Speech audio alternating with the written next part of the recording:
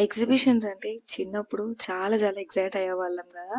దాని తర్వాత ఇంకా అసలు అంత ఎక్సైట్‌మెంటే ఉండట్లేదు. విజయనగరంలో ఎగ్జిబిషన్ పెట్టారనమాట. 'తాజ్‌మహల్' ఎగ్జిబిషన్. సో, సరే మేము గూడా ఖాళీగున్నాం వీకెండ్ అని చెప్పేసి ఎగ్జిబిషన్‌కి వెళ్ళాము.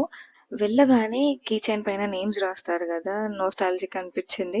సరే మనం గూడా రాపిచ్చుకుందాం అనుకున్నాము. బట్ వాడు 2 టైమ్స్ చేసాడు గానీ రాంగ్ జేసేసాడు. ఇంక నేను చేయలేనని చెప్పేసి ఇంకా వాడే గివ్ అప్ ఇచ్చేసాడనమాట. దాని తర్వాత ఇలా బాల్స్ వేస్తాం గదా! అక్కడ నంబర్స్ కౌంట్ జేసి వచ్చిన నంబర్‌కి గిఫ్ట్ ఇస్తారు కదా! సో, అది ట్రై చేసాము. వి నో ఏదో పిచ్చి గిఫ్టే వస్తది అని చెప్పి. బట్ వెళ్ళాం కదా! ట్రై చేద్దాము. చాలా చాలా డేస్ అయిపోయింది అని చెప్పి ట్రై చేసాము.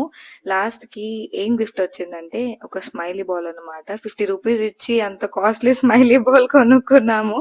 But cute cute things try చేయడంలో తప్పేం లేదు.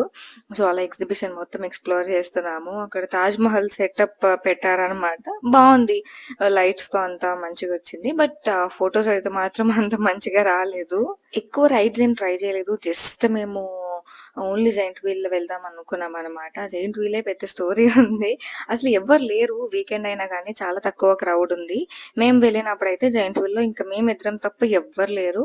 సో, అందుకనే ఒక 10, 15 మినిట్స్ ఓన్లీ మా ఇద్దరినే తిప్పారు. దాని తర్వాత ఒక ఇద్దరొచ్చారనమాట. మళ్ళా వాళ్ళతో కూడా మమ్మల్ని తిప్పారు. సో, ఆల్‌మోస్ట్ ఒక 25 మినిట్స్ జెయింట్ వీల్‌లోనే ఉన్నాము. ఫస్ట్ టైమ్ అనమాట ఇద్దరికీ.